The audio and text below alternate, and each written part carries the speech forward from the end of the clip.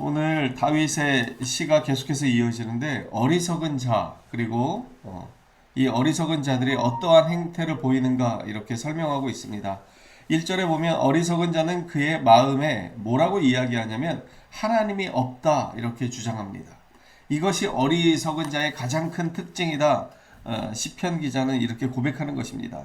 그러면서 그들은 부패하고 그 행실이 가증하니 선을 행하는 자가 없도다. 하나님만이 참된 선이시고 하나님만이 참된 지혜이시고 하나님만이 참된 의로우심입니다. 그런데 그러한 의의 기본이 되시고 근본이 되시고 선의 모든 것이 되시는 하나님을 없다고 주장하는 자들에게서 선을 찾을 방법은 전혀 없는 것이죠. 하나님을 떠나서는 거룩을 찾을 수도 없고 하나님을 떠나서는 정의를 찾을 수도 없고 하나님을 떠나서는 선을 찾을 수가 없는 것입니다. 그렇기 때문에 어리석은 자들은 그들의 마음에 하나님이 없다고 이미 그렇게 주장하기를 서슴지 않는 자들입니다. 그러한 자들은 선을 행할 수 있는 능력이 전혀 없는 것이죠. 하나님을 떠나서 어떠한 누구도 참된 선을 이야기할 수 없는 것입니다. 많은 사람들이 하나님과 관계없이 자기들이 무언가 도를 닦고 공부를 하고 정진을 해서 선에 이를 수 있다라고 착각하지만 절대 그럴 수 없습니다. 하나님을 떠나서는 선을 이야기할 수 없는 것입니다. 지금 많은 세상의 사람들이 많이 배우고 깨닫고 그래서 수준이 높아졌기 때문에 우리가 살아가는 이 여러 가지 그 생활의 환경 속에서 인도주의라든가 어려운 이웃을 돌아보는 이런 행실들이 이렇게 나타났다고 그렇게 착각합니다. 절대 그렇지 않습니다. 하나님의 이 기본적인 그 하나님의 뜻을 따르지 않으면 인도주의를 찾아볼 방법이 없습니다. 19세기에 들어서 대단히 문화도 발전하고 경제도 발전했지만 사실은 19세기만큼 많은 민족이 학살했던 적이 없습니다. 히틀러를 보고 또 지금 러시아와 우크라이나의 전쟁을 보면 우리가 쉽게 알 수 있습니다. 많이 배우고 뭔가 경제가 발전한다고 해서 사람들이 대단히 인도주의적인 사람이 될 것이라고 도덕적인 사람이 될 것이라고 선한 사람이 될 것이라고 착각하지만 그렇지 않습니다. 하나님을 떠나버리면 그 어떤 지식도 무용지물이 되는 것입니다. 그래서 자기들의 이익을 위해서만 사람들이 그 지식을 사용하고 힘을 사용하게 되는 것이죠. 그래서 전쟁이 끝나지 않는 이유도 여기 있습니다. 그저 자기들의 욕심을 따라서 사는 것이죠. 그럼에도 불구하고 그 어리석은 자들은 여전히 하나님이 없다라고 주장합니다. 그래서 2절에 보면 여호와께서 하늘에서 인생을 굽어 살피시고 지각이 있어 하나님을 찾는 자가 있는가 보려 하신즉 다 치우쳐 함께 더러운 자가 되고 선을 행하는 자가 없으니 하나도 없도다. 로마서 3장 10절에서 이야기하는 것과 마찬가지입니다. 기록된 바 의인은 없나니 하나도 없고 깨닫는 자도 없고 하나님을 찾는 자도 없고 다 치우쳐 함께 무익하게 되고 선을 행하는 자는 없나니 하나도 없도다. 이것이 바울의 고백입니다. 바울이 하나님의 뜻 가운데 있는 자가 보려고 찾아보았더니 없다는 것입니다. 이게 창세기의 고백이고 계속되는 성경의 고백입니다. 의인은 없습니다. 하나님께서 은혜를 주시지 않으면 깨닫게 해주시지 않으면 어느 누구도 하나님을 온전히 찾을 자가 없다는 것입니다.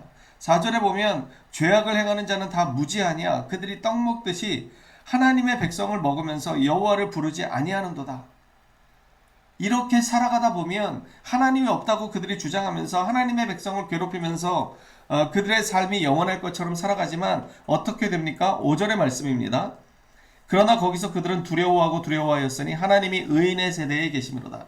하나님께서 의인의 편에 서 계시다는 것입니다. 그들은 하나님이 없다고 주장하고 그래서 하나님의 백성을 무시하고 멸시하고 그들을 마음껏 떡 먹듯이 그렇게 괴롭히고 그들을 핍박했지만 그 어리석은 자들, 하나님이 없다라고 주장하는 자들이 발견하게 된 것이 무엇이냐면 의인의 세대에 하나님이 계시더라고 하는 것입니다.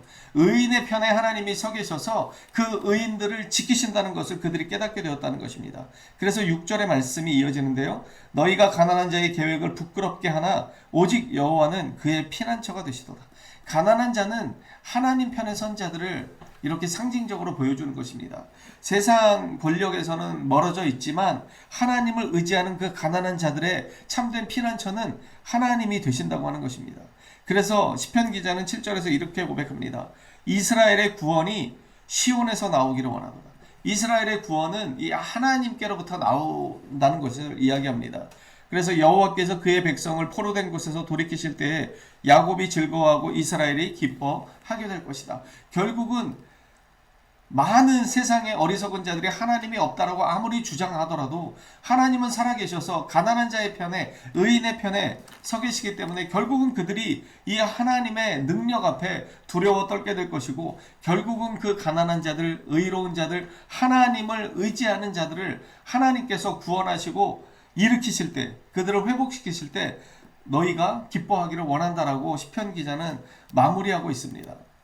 로마서 1장에 보면 사람들의 행태에 대해서 성경은 우리에게 고발합니다. 그들이 지혜 있다라고 스스로를 주장하지만 어떻다라는 것이냐면 어리석게 되었다, 성경은 이야기합니다. 이 로마서 1장에 보면 그들이 스스로는 지혜 있다라고 이야기하지만 어리석게 되었다는 것입니다. 그래서 어리석게 된 결과가 무엇이냐면 로마서 1장 25절의 말씀인데요. 그들이 하나님의 진리를 거짓 것으로 바꾸어 피조물을 조물주보다 경배하고 섬김이라. 그리고 그들의 가장 큰 특징이 오늘 이 시편 기자의 어리석은 자에 대한 평가와 똑같습니다. 또한 그들이 마음에 하나님 두기를 싫어하며 하나님께서 그들을 그 상실한 마음대로 내버려 두사 합당하지 못한 일을 하게 하셨다는 것입니다. 어리석은 자들의 가장 큰 특징은 하나님을 부정하는 것입니다. 살아계신 하나님을 부정하고 없다라고 주장하고, 그래서 마음껏 자기의 악을 행하는 것이죠. 하지만 결국은 어떻게 됩니까? 하나님은 살아계시기 때문에, 하나님은 의인의 편에 서 계시기 때문에 하나님께서는 그 악한 자들의 악한 행위들에 대해서 결국은 심판하시고 믿음의 사람들을 구원하시고 믿음의 사람들의 피난처가 되신다는 것입니다. 오늘 이 아침에 우리로 하여금 하나님께서 성령의 은혜를 주셔서 정말 어리석은 자의 편에 서는 것이 아니라 참된 지혜로운 자가 되어서 하나님을 경외하고 하나님을 신뢰하고 하나님을 찬양하는 이 지혜로운 자의 편에 서서 살아가게 해달라고 우리 그렇게 함께 기도하며 나아가기를 소망합니다.